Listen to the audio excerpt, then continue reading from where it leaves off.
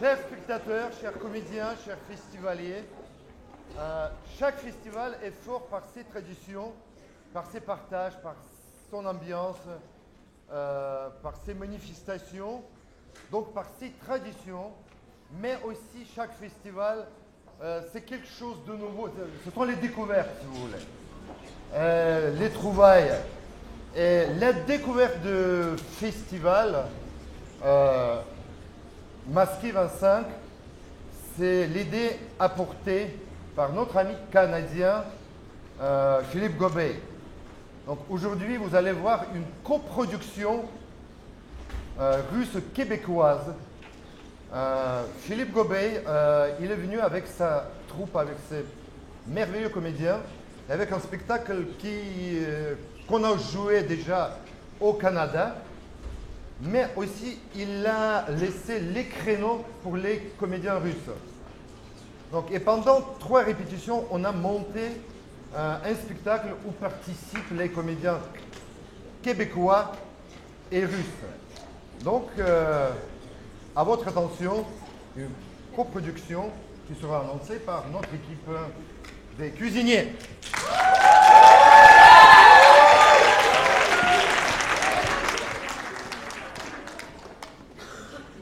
Mais c'est très froid ici, dans la cuisine, non? Mais ça marche plus la cheminée. Mais il faut nettoyer le cheminée, non? Oui, mais moi Hey! Hey! Je t'aime! La cheminée!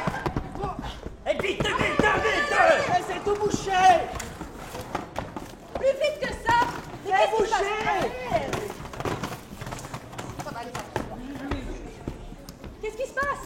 C'est coincé! C'est coincé! Mais qu'est-ce que c'est? Mais qu'est-ce que c'est?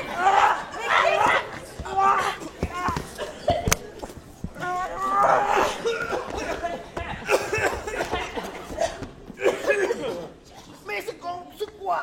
Je suis pas une boule de suif, mais une boule de suif! Je suis? Ah! Boule de suif! La troupe du théâtre sous la chapelle, Beauceville, Canada, et le théâtre Moscou, Russie, coproduction.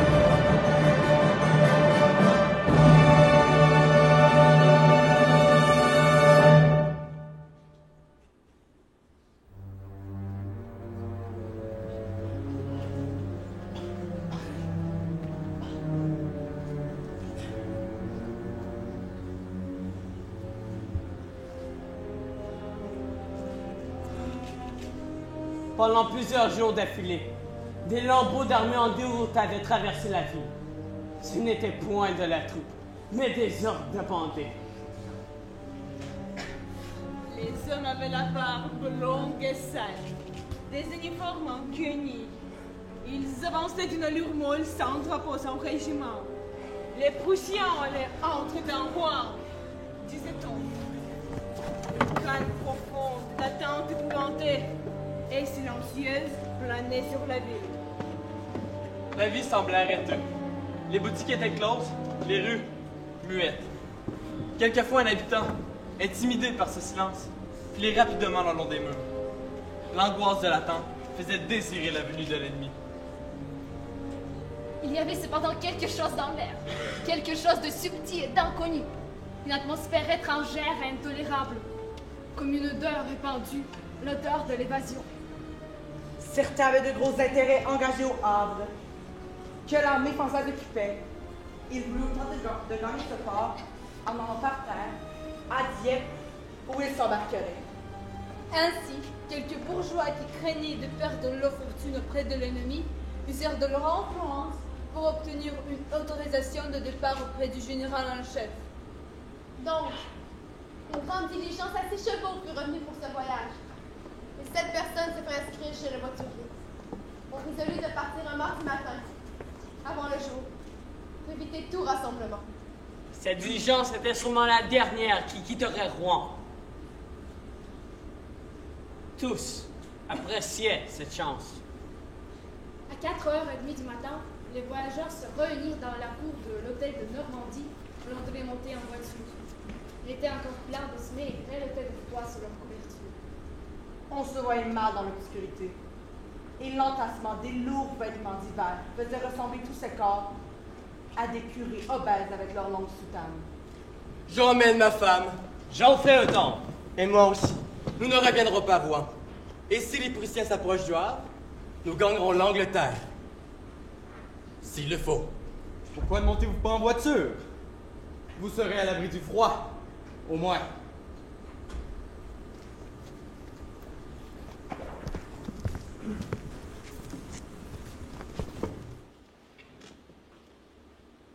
Tout le monde est-il monté?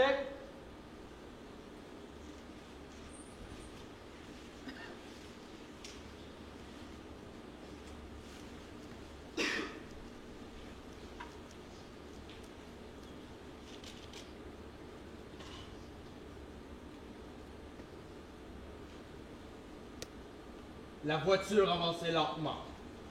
Lentement, à tout petit pas. Les roues s'enfonçaient dans la neige, le coffre geignait, avec des craquements sourds. Dans la voiture, on se regardait tous, curieusement, à la triste clarté de cette aurore. Tout au fond de la voiture, aux meilleures places, sommeillaient l'un en face de l'autre Monsieur et Madame Loiseau. Les marchands de vin en gros de la rue Grand-Pont. Ils vendaient à très bon marché de très mauvais vins. Ils passaient pour de véritables filous. À côté d'eux se tenait Monsieur Carré Lamadon, homme considérable, propriétaire de 3 filatures, et Madame Carré Lamadon, beaucoup plus jeune que son mari. Cette dernière, toute mignonne, toute jolie, pelotonnée dans ses fourrures, regardait d'un air navré l'intérieur lamentable de la voiture. Leurs voisins, le comte et la comtesse Berthe de Brenel, portaient quant à eux à le nom le plus ancien et le plus noble de Normandie. La fortune de Bréville, tout en bien fond, atteignait, disait-on, 500 000 livres de revenus. Ces 6 personnes formaient le fond de la voiture, le côté de la société rentée, sereine et fort des honnêtes gens qui ont de la religion et des principes. Au centre de cette belle société, une femme attirait les regards de tous. Cette dernière, fille aux mœurs légères, était célèbre par son embonpoint précoce qui lui avait valu le surnom de boule de suif. Aussitôt qu'elle fut reconnue, les chuchotements coururent parmi les gens honnêtes. Je me félicite d'un voyage en aussi bonne compagnie. Plaît-il, monsieur? Allons, ne la reconnaissez-vous donc pas? Ah, mais n'est-ce pas cette fille publique? Cette boule de suif? Parfaitement. Voyager avec une prostituée. Où s'en va la France, je vous le demande? Ça vous gêne? Moi, non. Mais c'est la dame qui cela pourrait gêner. Vous voyez, mesdames, celle qui est tout au fond. N'est-ce pas cette fille Rosette, cette boule de suif? Parfaitement. Mais pourquoi l'appelle-t-on boule de suif? C'est quand même un drôle de nom. Ce qu'ils lui ont donné était de drôles de gens. Elle a peut-être percé sa graisse en dépravé. Mais elle en a gardé. C'est une honte publique. Une prostituée.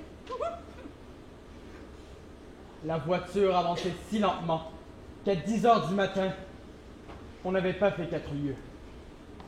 On commençait à s'inquiéter, car on devait déjeuner à Tot, et l'on désespérait y parvenir avant la nuit. Chacun guettait pour apercevoir un cabaret sur la route. L'appétit grandissait et troublait nos esprits. Amour, je t'officie. Je ramène d'un peu de champagne. Du champagne en pareille occasion? La guerre, femme, c'est la guerre. Vous dites toujours la même chose. Et n'ai-je pas raison? De toute façon, je ne vais pas penser à prendre de victuailles. La guerre, femme, c'est la guerre. Décidément, je sens un rude creux dans l'estomac. Je paierai 1000 francs pour un jambonneau. Allons, du calme, mon ami. Le fait est que je ne me sens pas bien. Et comment ai-je pu ne pas songer à apporter des provisions? Je me faisais justement le même reproche. Est-ce bête de partir en voyage de cette façon? Si on était sur un bateau, on mangerait le plus grand d'entre nous. Tout le monde souffrait de la faim depuis longtemps. Et les violents besoins de manger augmentant avaient tué toutes les conversations. Boule de suif, après plusieurs hésitations, ouvrit un large panier couvert d'une serviette blanche. Tous les regards étaient tournés vers elle. Puis, l'odeur se répandit. Élargissant les narines, faisant venir aux bouches une salive abondante avec une contraction douloureuse de la mâchoire sous les oreilles. À la bonne heure, madame a eu plus de précautions que nous. Il y a de ces personnes dans ce monde qui savent toujours penser à tout. Vous en désirez, monsieur? C'est dur de jeûner depuis le matin. Allez, prenez, servez-vous. Ma foi, franchement, je ne refuse pas. Je n'en peux plus. Nécessité fait loi, n'est-ce pas, madame? Allons, ma chère, qu'est-ce que vous attendez? Vous plaisantez? Mais non, puisqu'elle a un panier de provisions. Bon, si vous insistez. Mais je ne parlerai pas à cette fille publique. L'essence même de la charité chrétienne. Est-ce que notre charmante compagne aurait l'obligeance de donner un petit morceau de poulet à ma femme? Bien entendu. Et si vous le désirez, il me ferait plaisir de partager avec vous tous. Les bouches s'ouvraient, se formaient sans cesse, avalaient, mastiquaient, engloutissaient férocement. Parbleu! Dans des cas pareils, tout le monde est frère.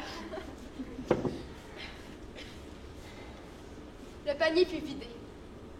À 7, on l'avait tari sans peine, en regrettant qu'il ne soit pas plus grand. Mais on ne pouvait pas manger les provisions de cette femme sans lui parler. Donc, Mesdames de Bréville et Carré Lamadon, qui avaient un grand savoir-vivre, firent les premiers pas. Encore une fois, merci, chère amie.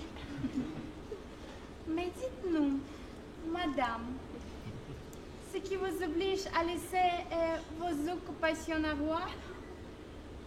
J'ai d'abord cru que je pourrais rester. Mais quand je les ai vus, ces Prussiens, ce fut plus fort que moi.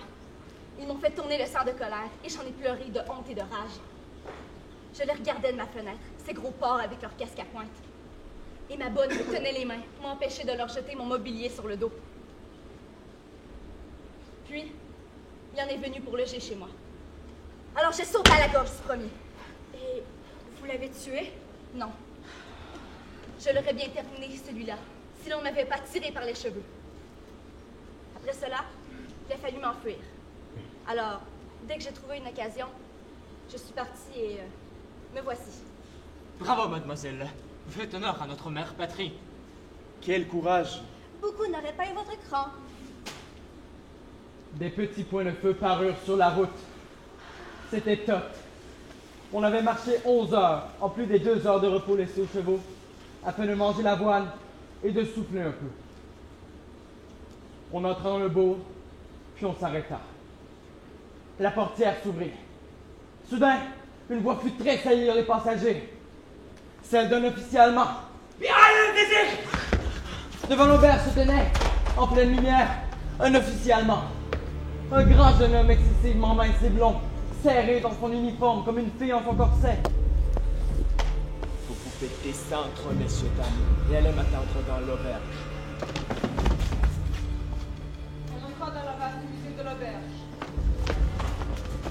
L'Allemand s'en fait présenter l'autorisation de départ, signée par le général en chef, Messieurs Nélénon, et Saint-Laurent, et la profession de chaque voyageur, examina l'argument.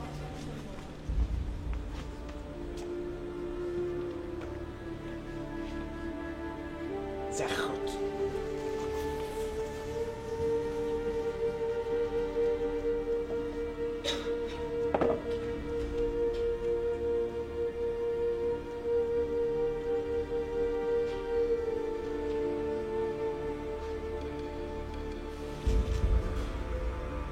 Alors, on respira. On avait faim encore, le souper fut commandé. Une demi-heure était nécessaire pour l'apprêter et, pendant que deux servantes avaient l'air de s'en occuper, le patron de l'auberge parut lui-même.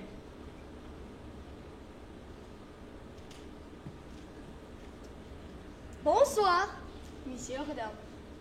Pourrais-je parler à mademoiselle Elisabeth Rousset? C'est moi. Oh, mademoiselle, l'officier prussien désire vous parler immédiatement. À moi? Oui, si vous êtes bien, mademoiselle Elisabeth Rousset. C'est possible, mais je n'irai pas. Vous avez tort, madame, car votre refus peut amener des difficultés considérables, non seulement pour vous, mais même pour tous vos compagnons. Il ne faut jamais résister aux gens qui sont les plus forts. Cette demande, assurément, ne peut présenter aucun danger, si sans doute pour quelques formalités oubliées. Alors, on se décide, ma petite dame? C'est pour vous que je le fais. Et nous vous en remercions.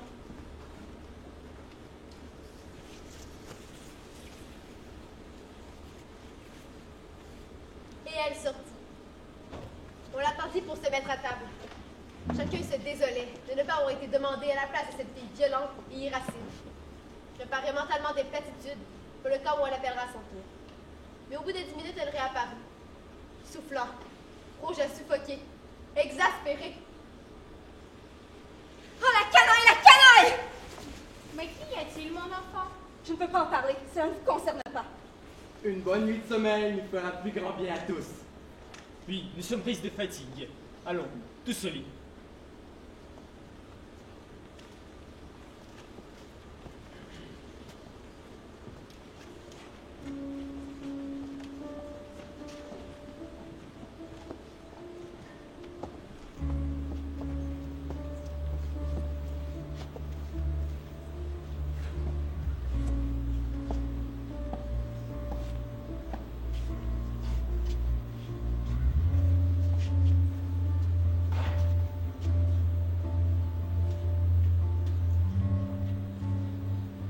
Combien pour la nuit?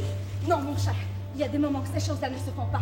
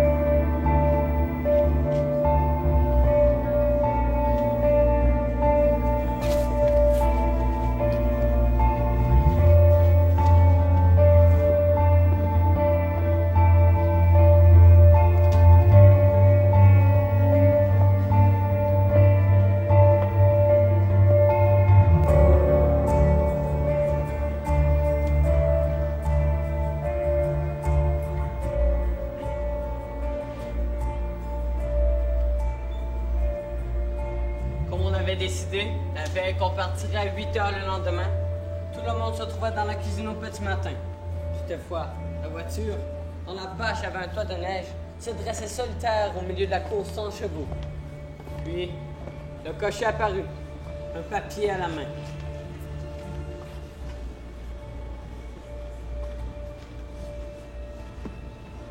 Ne vous avait-on pas donné l'ordre d'atteler pour 8 heures? Oui. Mais on m'en a donné un autre depuis. Lequel? De ne pas atteler du tout. Et qui vous a donné cet ordre, jeune homme? Ma foi, le commandant prussien. Mais pourquoi? Je n'en sais rien. Madame, allez lui demander vous-même. Moi, on me défend d'atteler et je n'attelle pas. Je ne suis pas de ceux qui se croient au-dessus des lois. Voilà. Quelle impertinence! C'est lui-même qui vous a dit cela? Non, monsieur. C'est l'aubergiste qui m'en a donné l'ordre de sa part. On voulut voir l'officier. Mais cela s'avérait impossible, bien qu'il l'achète dans l'auberge. L'aubergiste seul était autorisé à lui parler pour les affaires civiles. Alors, on attendit. La tension montait au sein du petit groupe. Boule de Suif semblait malade et prodigieusement troublée. Puis, les 3 hommes décidèrent d'aller parler à l'officier, histoire de tirer au clair cette impasse.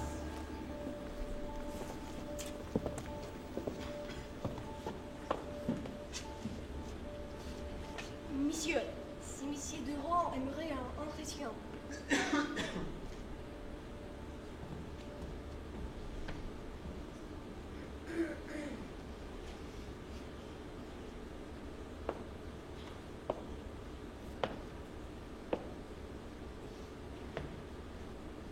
Qu'est-ce que vous voulez? Nous désirons partir, monsieur. Nein. Oserais-je vous demander la cause de ce refus? Parce que je ne peux pas. Je vous ferai respectueusement observer, monsieur, que votre général en chef a délivré une permission de départ pour gagner Dieppe. Mais je ne pense pas que... Je ne peux pas. Voilà tout. Vous pouvez descendre.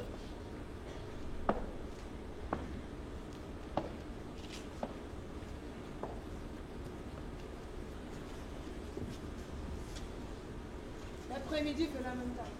On ne comprenait rien à ce caprice d'Edmond. Mais c'était le plus singulier trouble les têtes. Tout le monde se tenait dans la cuisine et l'on discutait sans fin, imaginant des choses invraisemblables. On voulait peut-être les garder comme otages, et dans quel but? Ou les amener prisonniers? Ou plutôt leur demander une rançon considérable? À ces pensées, une panique les affola. Puis, l'aubergiste parut. L'officier Prussien fait demander à mademoiselle Elisabeth Rousset si elle n'a pas changé d'avis. Vous lui direz à cette crapule, à ce saligo, à cette charogne de Prussien que jamais je ne voudrais. Vous entendez bien? Jamais, jamais, jamais! Pour l'amour du ciel, madame, que peut-il exiger de vous qui demande un tel sacrifice? Vos papiers sont-ils en règle? Ce qu'il veut. Ce qu'il veut. Il veut coucher avec moi, voilà ce qu'il veut! Ces gens-là se conduisent à la façon des anciennes barbares. Madame, nous sommes à vos côtés. Tout le monde, et surtout ces dames, soutenaient Boule de Suif. Quelle noblesse d'âme et d'esprit! Mais le lendemain, la nuit qui porte conseil avait un peu modifié le jugement. On en voulait presque maintenant à cette dame. De ne pas avoir dû retrouver le poussin pendant la nuit. Éviter au réveil une bonne surprise de ses compagnons. Elle aurait pu sauver les apparences en faisant dire qu'elle prenait en pitié leur détresse. Pour elle, ça avait si peu d'importance.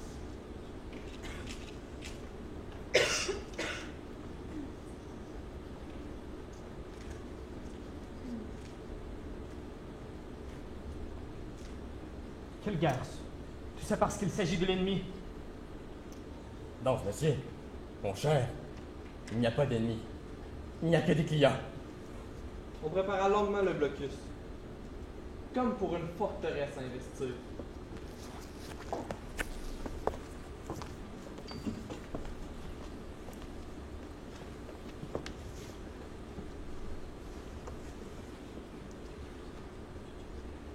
On régla le plan des attaques, les ruses employées et les surprises de l'assaut. pour forcer cette citadelle vivante à recevoir l'ennemi en son sein. Ah! Cher ami, je lisais hier quelque chose de fascinant à propos de la grande Cléopâtre. Saviez-vous qu'elle était passée par sa couche tous les généraux ennemis afin de les réduire en ses esclaves? Remarquable, n'est-ce pas? Quel dévouement pour sa patrie, mettre les intérêts des autres avant les siens. Même cet état de péché, aux yeux de Dieu, est pardonnable, car il est fait dans l'amour de son prochain. Sans aucun doute, l'Église elle-même a pu s'en paix ses forfaits, quand ils sont accomplis pour la gloire de Dieu ou pour le bien du prochain.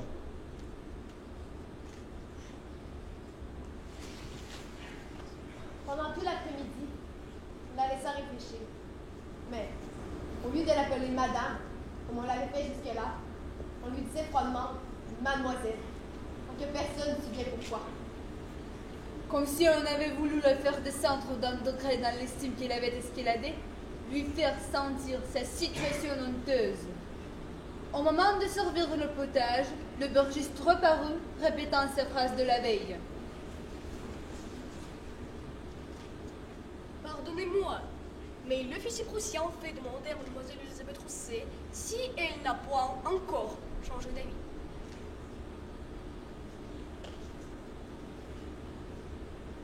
Non, monsieur.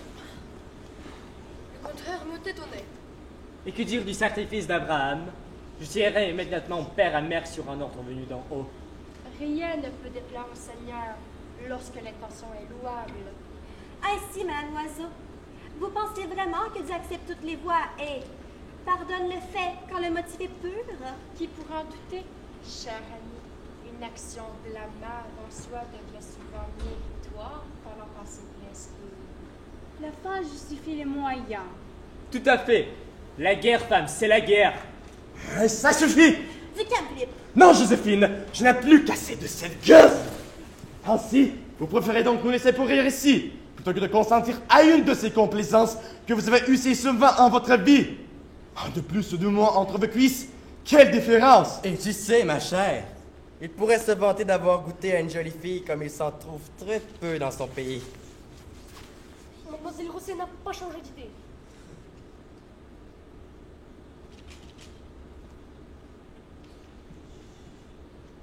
Oui. Sous le regard ravi, mais surpris de ses compagnons de voyage, Fouille de suite suivit l'aubergiste jusqu'à la chambre de l'officier. Comme une condamnée qu'on marche vers un échafaud, on exigeait son sacrifice, l'abandon du peu d'honneur dont lui restait, et cela semblait ravir cette noble compagnie. Ça perd l'hypopète. Je paye du champagne à tout le monde si l'on en trouve dans cet établissement. Allons, tu calmes, mon ami. Une folle dépense pour des temps pareils. Votre mari a raison. Il faut célébrer notre libération. Je bois à notre délivrance. Je suis tout à fait de votre avis, cher comte. Laissez-nous donc l'honneur de partager la note avec vous. Partagez la note? Mais Vous ne faites donc pas prier, monsieur le comte. Un homme de votre rang, de votre stature et de votre fortune ne peut se soucier d'une bagatelle comme celle-ci. C'est malheureux de ne pas avoir de piano parce que nous pourrons danser. Chut! C'est plus intéressant pour vous qu'une danse.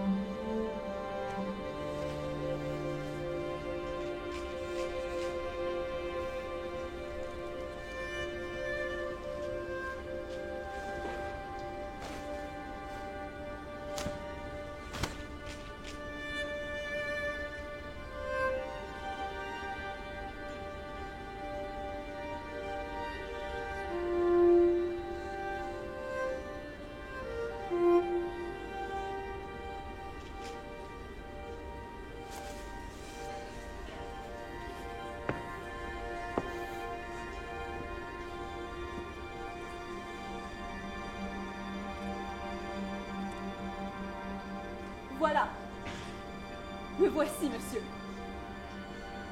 Vous aurez réussi à prendre tout sur votre passage. Chien, en nous forçant à nous entretuer. Mais sachez, monsieur l'officier, que vous n'aurez ce soir que mon corps. Car le peu d'espoir et d'amour qui restait en moi est mort étouffé sous le poids de la trahison et du déshonneur. Il s'agit de ma défaite, mais jamais de votre victoire. Ce soir, une putain se couche au nom de la France pour sauver une France qui se couche.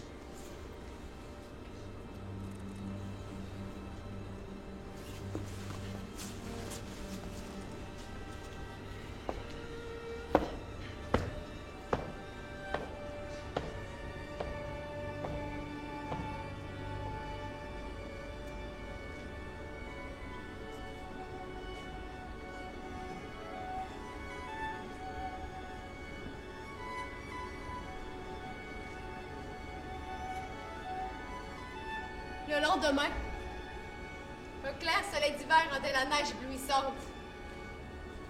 La diligence, attelée enfin, attendait devant la porte, et une armée de pigeons blancs, engorgés dans leurs plumes épaisses, se promenait gravement sur les jambes des 6 chevaux. Le cocher, enveloppé dans sa peau mouton, grillait une pipe sur le ciel. Tous les voyageurs réduits faisaient rapidement embarquer des provisions pour le reste du voyage. On n'attendait plus que vous le suivre. Elle parut. Elle semblait un peu troublée, honteuse, et elle s'avança timidement vers ses compagnons, qui tous, d'un même mouvement, se détournèrent comme s'ils ne l'avaient pas aperçu. Vous savez, les femmes, quand ça retient à l'uniforme, qu'il soit français ou bien prussien, ça leur est, ma foi, bien égal. Ce n'est pas une pitié, Seigneur Dieu. Heureusement que je ne suis pas à côté d'elle. La lourde voiture s'ébranla, puis le voyage commença. On ne parla point d'abord. Boule de Suif n'osait même pas lever les yeux. Elle était en même temps indignée contre tous ses voisins et humiliée d'avoir cédé, souillée par les baisers de ce Prussien, d'entre les bras duquel on l'avait hypocritement jeté.